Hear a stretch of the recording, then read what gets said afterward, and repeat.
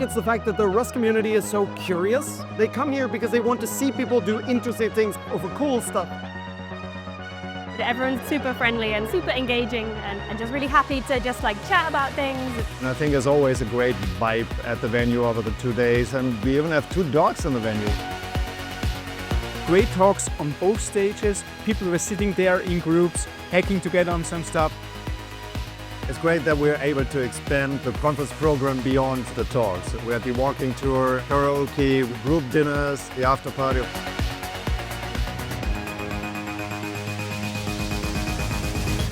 There were more and more diverse communities. It's really chill. People are just very excited to share things. So it's been a really nice experience. You learn about all these industries that Rust is being used in.